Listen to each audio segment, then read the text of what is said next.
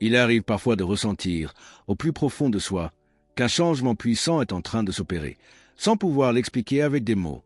Les circonstances commencent à s'aligner différemment. Le regard posé sur la vie se transforme. Les réactions face aux épreuves ne sont plus les mêmes. Ce qui autrefois écrasé et découragé semble désormais perdre son emprise. Et si ces signes n'étaient ni le fruit du hasard ni de simples coïncidences, mais la preuve indiscutable que le Saint-Esprit a pris les rênes de votre vie?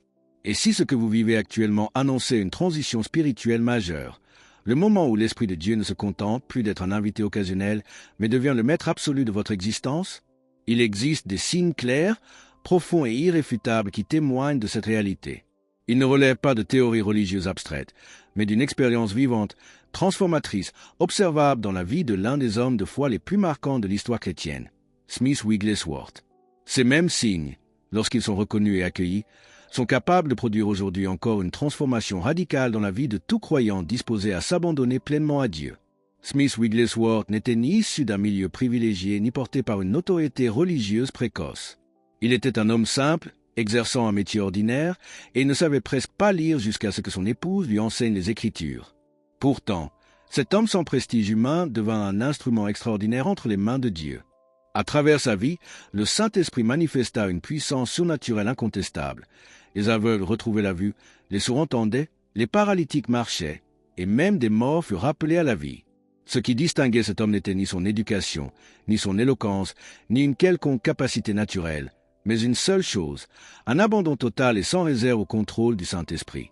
Il affirmait vivre sous la direction constante de l'Esprit, refusant de penser selon ses propres raisonnements ou de parler selon ses impulsions personnelles. Cette reddition complète produisit des résultats qui bouleversèrent des nations entières et révélèrent ce qui se produit lorsqu'un être humain accepte réellement que l'Esprit de Dieu gouverne chaque aspect de sa vie. La question qui se pose aujourd'hui avec force est simple mais décisive. Êtes-vous prêt à reconnaître ces mêmes signes à l'œuvre dans votre propre vie? Êtes-vous disposé à dépasser la simple routine religieuse pour entrer dans une dimension où le Saint-Esprit devient la force directrice de toute votre existence? Beaucoup de croyants vivent bien en deçà de leur potentiel spirituel parce qu'ils n'ont jamais réellement cédé le contrôle au Saint-Esprit. Leur vie spirituelle est fragmentée. Quelques prières occasionnelles, une lecture biblique irrégulière, une présence à l'Église conditionnée par l'agenda personnel. Ils n'ont jamais expérimenté ce que signifie être entièrement habité et conduit par la présence de Dieu. Ils s'étonnent alors de la faiblesse apparente de leurs prières, de leur manque de constance, de la répétition des mêmes chutes et des mêmes luttes. La vérité est à la fois dérangeante et libératrice. On ne peut expérimenter la plénitude de la puissance de Dieu tout en conservant le contrôle de sa propre vie. Il est impossible de servir deux maîtres. On ne peut se livrer à Dieu à moitié. Le Saint-Esprit ne partage pas son autorité avec la chair, avec la volonté humaine, avec les projets personnels ou les ambitions cachées. Il réclame une souveraineté totale. Et lorsqu'il l'obtient, tout change. La vie familiale est transformée. Les situations financières évoluent. La santé s'améliore. L'équilibre émotionnel se restaure. La sensibilité spirituelle s'aiguise.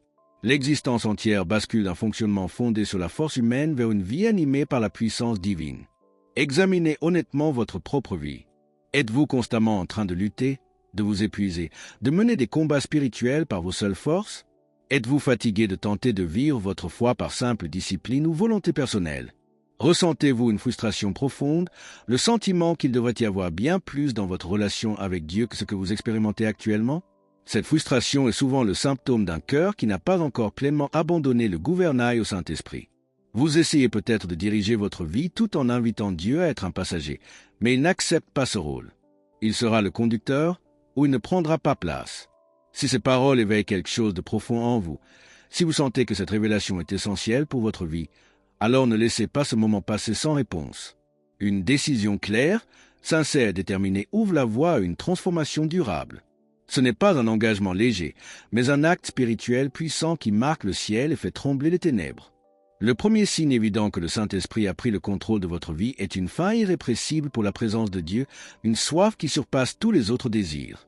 Lorsque l'Esprit règne véritablement, la prière cesse d'être une obligation pour devenir une nécessité vitale. La parole de Dieu n'est plus une pratique religieuse, mais une nourriture indispensable.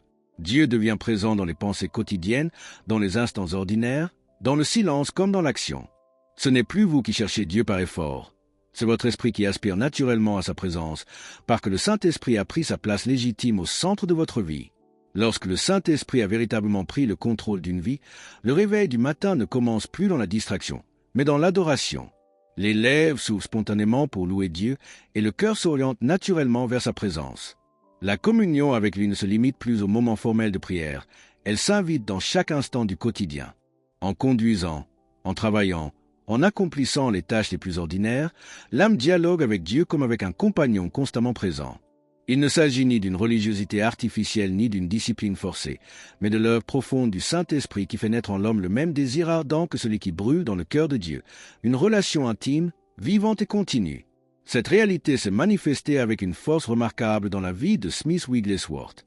Il passait de longues heures dans la prière, souvent avant l'aube et parfois durant des nuits entières.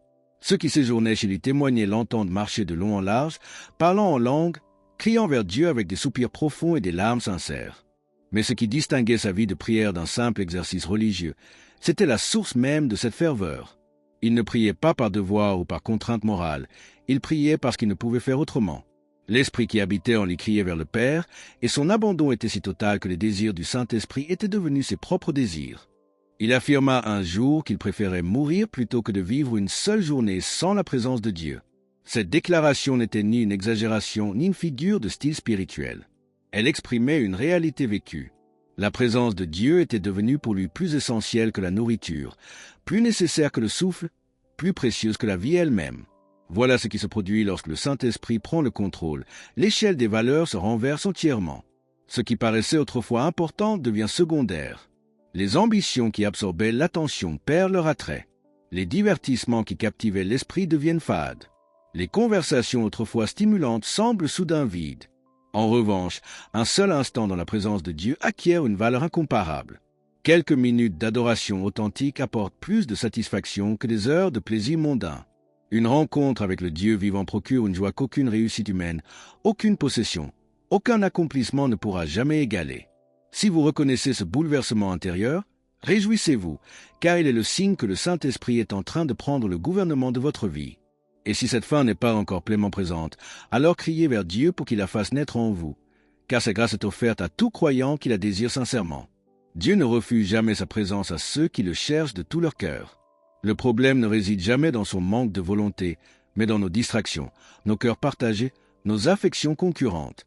Lorsque le Saint-Esprit prend le contrôle, il élimine toute rivalité en se révélant si désirable, si satisfaisant, si profondément suffisant que rien d'autre ne peut se comparer à lui.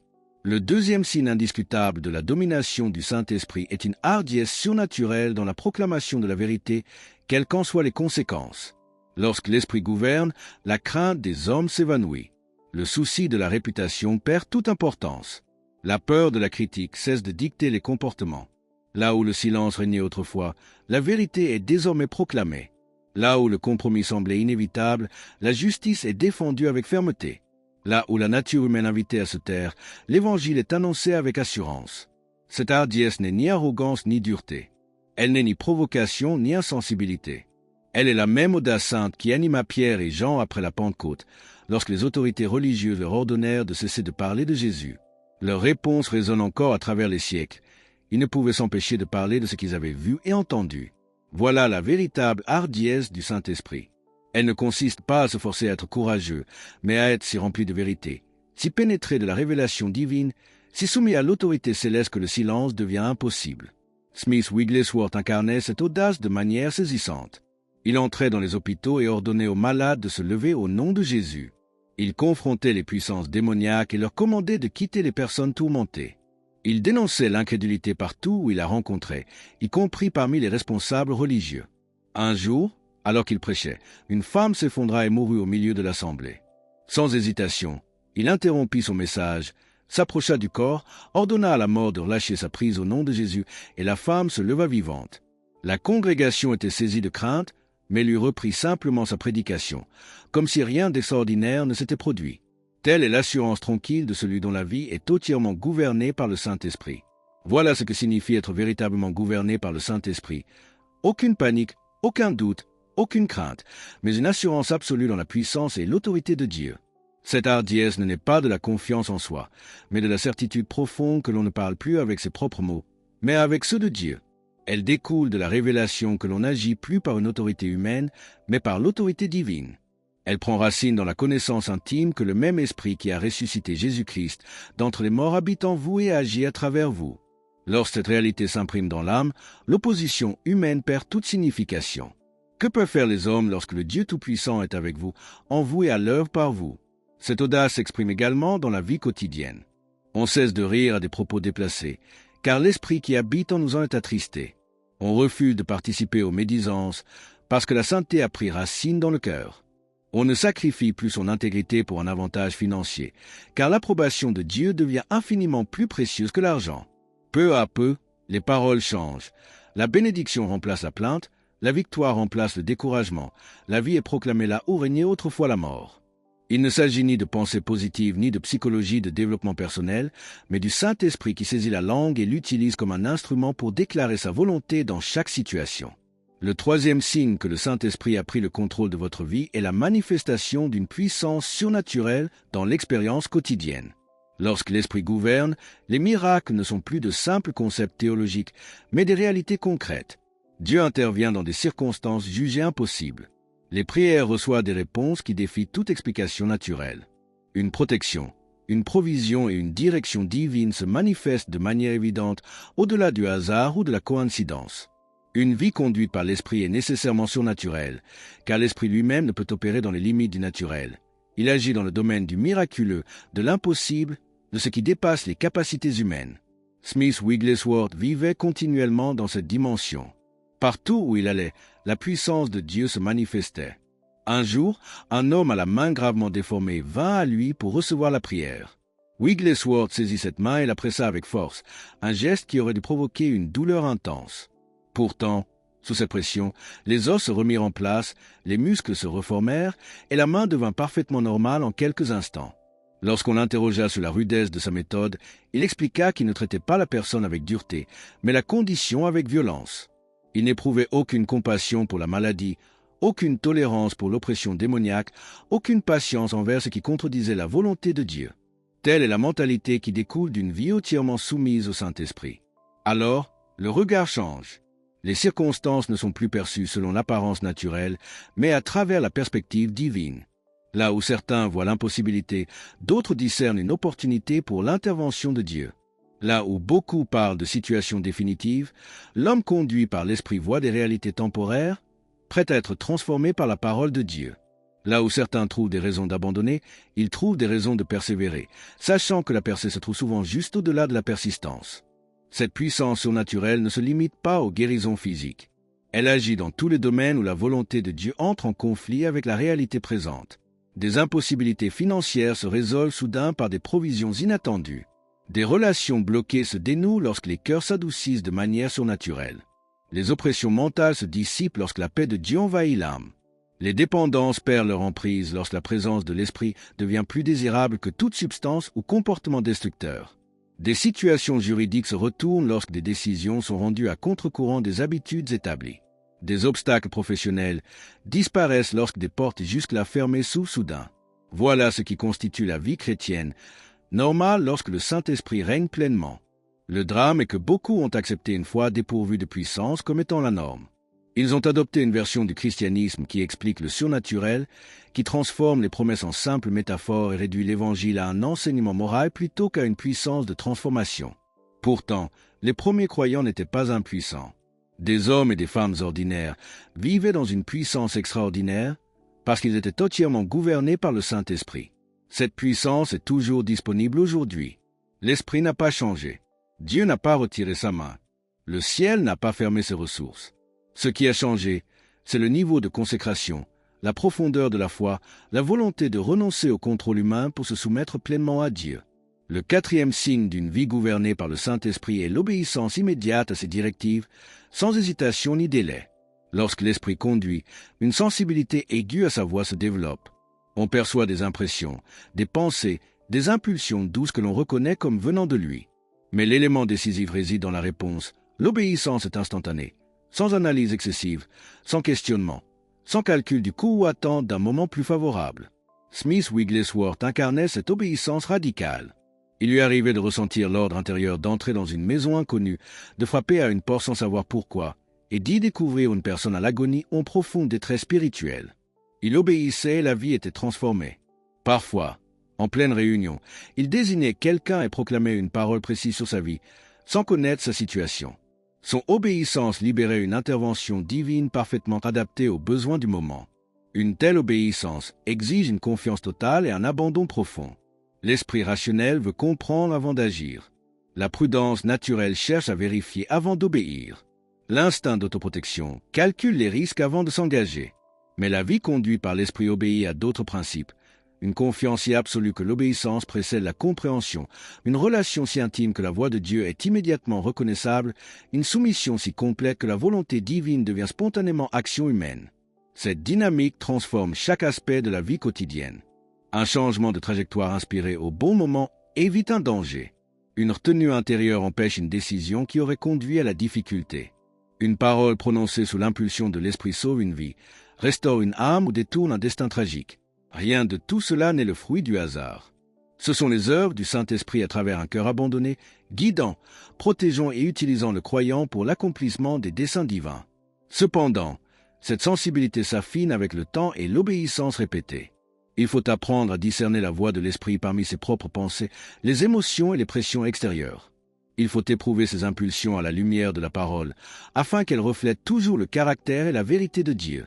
Plus l'obéissance devient habituelle, plus la voix se clarifie. Plus l'on suit la direction de l'esprit, plus la confiance grandit.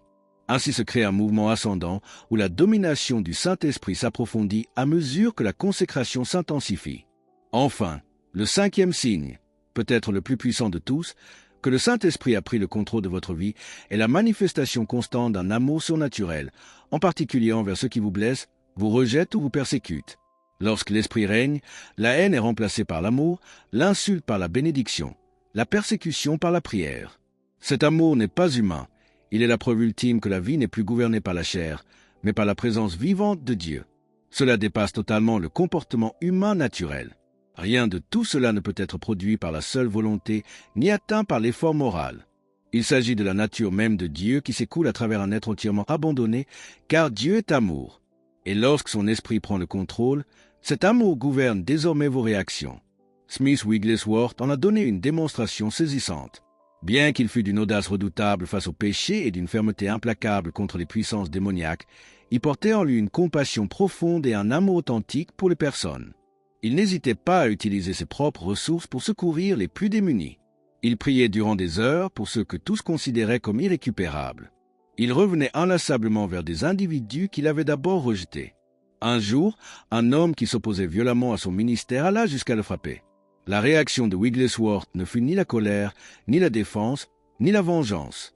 Les larmes aux yeux, il le regarda et lui dit simplement « Je te pardonne et Dieu te bénira ». Cette parole brisa le cœur de cet homme avec une puissance surnaturelle. Il s'effondra à genoux, en pleurs, et donna sa vie à Jésus-Christ. Voilà l'amour divin en action. Il désarme l'opposition, fait fondre les cœurs endurcis et transforme des ennemis en frères. Cet amour ne naît pas d'un effort personnel, mais d'un cœur saturé de l'amour de Dieu. Lorsque vous saisissez profondément combien Dieu vous aime malgré vos fautes, vos fragilités et vos manquements, vous ne pouvez que laisser cet amour se déverser vers les autres, malgré leurs torts à votre égard. Plus vous réalisez la patience de Dieu envers vous, plus vous devenez patient envers autrui. Plus vous mesurez l'ampleur du pardon que vous avez reçu, plus vous êtes prompt à pardonner. Plus vous comprenez la douceur avec laquelle Dieu vous corrige, plus vous agissez avec douceur face aux faiblesses des autres. Cet amour surnaturel s'exprime dans des gestes concrets qui déconcertent les esprits humains. Vous priez sincèrement pour le collègue qui a saboté votre travail. Vous bénissez le membre de votre famille qui a terni votre réputation. Vous manifestez de la bonté envers le voisin qui ne cesse de se plaindre de vous. Vous ressentez une compassion authentique pour ceux qui attaquent ouvertement votre foi. Ce n'est ni de la faiblesse ni une soumission passive. C'est l'expression d'une puissance qui dépasse infiniment les capacités humaines. Et cette incompréhension conduit souvent à une profonde conviction, car les hommes discernent en vous une réalité divine qu'aucune explication naturelle ne peut justifier. Cet amour transforme également vos relations les plus proches. Votre mariage s'épanouit, car vous ne cherchez plus à être aimé, mais à aimer. Votre manière d'éduquer change, car la patience et la sagesse remplacent la colère et le contrôle. Vos amitiés s'approfondissent, car vous ne cherchez plus votre intérêt, mais le bien de l'autre. Votre service s'élargit, car vous ne recherchez plus la reconnaissance, mais l'obéissance. Chaque relation devient alors un témoignage vivant de l'amour de Dieu, et ce témoignage attire irrésistiblement vers la source de cet amour. Smith Wigglesworth avait compris une vérité essentielle. Ces 5 signes ne sont pas des objectifs à atteindre par l'effort, mais les fruits visibles d'un abandon entretenu jour après jour. Vous ne forcez pas la fin spirituelle, vous abandonnez le contrôle, et la fin naît naturellement. Vous ne fabriquez pas l'audace, vous vous livrez à l'esprit, et l'audace jaillit. Vous ne produisez pas les miracles, vous obéissez par la foi, et la puissance de Dieu se manifeste. Vous ne vous efforcez pas d'entendre la voix de Dieu, vous faites taire la vôtre, et la sienne devient claire. Vous ne générez pas l'amour surnaturel, vous recevez pleinement l'amour de Dieu, et il déborde irrésistiblement. La clé de tout réside dans l'abandon, un abandon total, complet, sans réserve et continuel au Saint-Esprit. Wigglesworth résumait sa vie par ces mots. « Je ne suis pas gouverné par ce que je vois. Je ne suis pas gouverné par ce que je ressens. Je suis gouverné uniquement par ce que je crois, et je crois la parole de Dieu. » Voilà le fondement d'une vie contrôlée par l'Esprit. Une confiance absolue dans le caractère et les promesses de Dieu, indépendamment des circonstances, des émotions ou des apparences. Lorsque cette confiance devient votre ancrage, l'abandon cesse d'être effrayant et devient naturel. Vous savez que les plans de Dieu sont supérieurs aux vôtres. Vous savez que son timing est parfait, même lorsqu'il semble tarder. Vous savez que ses voies fonctionnent, même lorsqu'elles défient la logique humaine. Alors vous cessez de lutter pour garder le contrôle et vous entrez dans le repos de sa souveraineté. Vous cessez de diriger votre vie pour commencer à suivre sa direction. Vous abandonnez la défense de vos intérêts pour rechercher l'avancement de son royaume. Et à partir de là, tout change.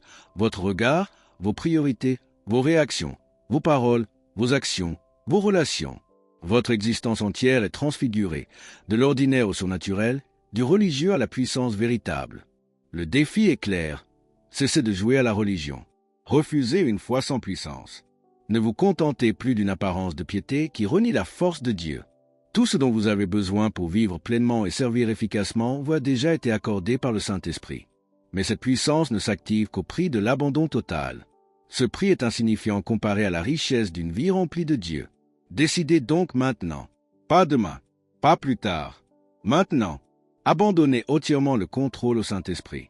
Dites-lui que vous renoncez à diriger votre propre vie. Offrez-lui votre être sans réserve. Engagez-vous à aller où il vous enverra, à dire ce qu'il vous inspirera, à faire ce qu'il vous demandera, quel qu'en soit le coût ou les conséquences.